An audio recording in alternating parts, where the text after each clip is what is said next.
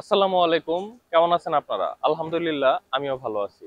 আজকে আমি আপনাদেরকে দেখাবো ঘুমন্ত শেরপুর। এখন বাজে ৫টা ৩০, সকাল ৫টা ৩০। সকাল ৫টা ৩০-এ শেরপুর কেমন থাকে সেটাই আজকে আমি আপনাদেরকে দেখাবো। আমি এখন যেখানে আছি এটা হচ্ছে শেরপুর থানা মোড়। তো এই থানা মোড়টার নাম হওয়ার কারণ হচ্ছে আমার পিছনে যে রাস্তাটা চলে গেছে সেটা হচ্ছে থানার সামনে চলে গেছে। এইজন্য এই মোড়টাকে বলা হয় থানা মোড়। এবং সেই সাথে এই রাস্তাটা হচ্ছে ঢাকা শেরপুর ঢাকা যে হাইওয়ে, সেই হাইওয়েটা এদিক দিয়ে মূলত ঢাকায় যায়। আমার পিছনে বেশ কয়েকটা বাস দেখতে পাচ্ছেন। এই বাসগুলো মূলত হচ্ছে ঢাকার উদ্দেশ্যে চলে যায়। এবং আমার সামনে যে রোডটা দেখতে পাচ্ছেন এটা হচ্ছে জামালপুর রোড। তো এদিক দিয়েও ঢাকায় যাওয়া যায়। তো এটা হচ্ছে মূলত শেরপুর জামালপুর রোড। আর আমার হাতের ডান সাইডে যেটা দেখতে পাচ্ছেন সোজা, সেটা হচ্ছে নিউ মার্কেট। এটা হচ্ছে শেরপুরের আরেকটা ব্যস্ততম জায়গা। আমি এখন আছি শেরপুর সদর থানার সামনে। আপনারা যখন থানা মোড় থেকে কিছুটা সামনের দিকে আসবেন, তখন আপনারা এই শেরপুর সদর থানা পাবেন। মূলত এই সদর থানার জন্যই ওই মোড়টার নাম হয়েছে থানা মোড়। এখন আমি আছি শেরপুরের অন্যতম আরেকটা ব্যস্ততম জায়গা, যেটার নাম হচ্ছে শেরপুর নিউ মার্কেট। তো এখন হচ্ছে ঘড়িতে সময় 6টা।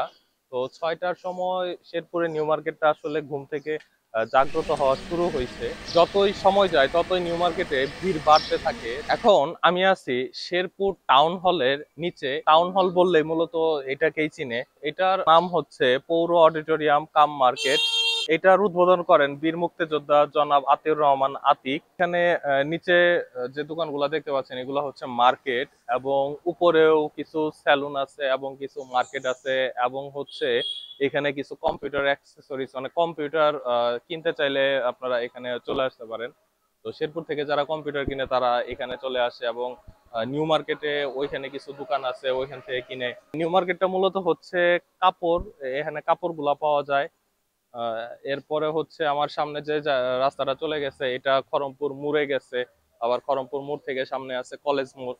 এবং আমার ডান সাইডে যে জায়গাটা আছে, হাতের ডান সাইডে যে রাস্তাটা, এটা চলে গেছে গোয়ালপট্টি। তো মূলত গোয়ালপট্টিতে আপনারা কসমেটিকের দোকান কিছু পাবেন, সেই সাথে কাপড়ের দোকান পাবেন, দু একটা জুতার দোকান পাবেন। আপনারা যতই টাউন হল মোড় থেকে সোজা রাস্তা ধরে খড়মপুরের দিকে যেতে থাকবেন, ততই আপনারা এখানে জুতার দোকান পাবেন। এরপরে ফোনের দোকান পাবেন। তো একটু সামনেই হাতের ডান পাশে ওইটাকে বলা হয় ভুইয়া প্লাজা। মূলত শেরপুরের সবাই ভুইয়া প্লাজাটাকে চিনে। ওইখানে মূলত ফোন টোন এই জিনিসগুলাই বেশি পাওয়া যায়। আচ্ছা, আমি এখন যেখানে আছি এটার নাম বলা হয় শহীদ বুলবুল সড়ক এবং পণ্ডিত এফ রহমান মার্কেট। তো অনেকে আবার এটাকে গোয়ালপট্টি নামেও চিনে, অর্থাৎ একটু সামনে গেলেই ওইটার নাম হচ্ছে গোয়ালপট্টি। তো শেরপুরে আমার পিছনে দেখতে পাচ্ছেন শেরপুরে অনেক বড় একটা শপিং মল হচ্ছে। শেরপুরে আসলে এর আগে এরকম কোনো শপিং মল ছিল না। তো এটা হচ্ছে মূলত একটা মার্কেট। তো এখানে বেশ কিছু দোকান থাকবে, এটা এখনো শুরু হয় নাই।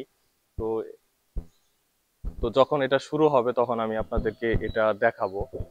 আমি এখন আছি গোয়ালপট্টিতে। আমার পিছনে যে রাস্তাটা দেখতে পাচ্ছেন এই রাস্তাটা কলেজ মোড়ের দিকে চলে গেছে। তো শেরপুরে এইদিকে যে দোকানগুলো আছে ম্যাক্সিমাম সবগুলো দোকানে হচ্ছে মিষ্টির দোকান।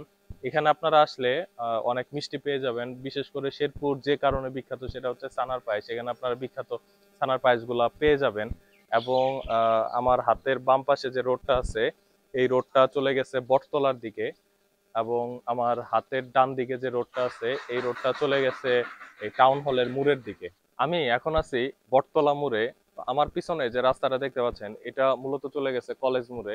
আমার হাতের বাম পাশে যে রাস্তাটা দেখতে পাচ্ছেন এটা চলে গেছে কুয়ারপাড়ে এবং সাতানিপাড়ার দিকে। এবং হাতের ডান সাইডে যে রাস্তাটা আছে এটা চলে গেছে গোয়ালপট্টি হয়ে টাউন হল এবং নিউ মার্কেট।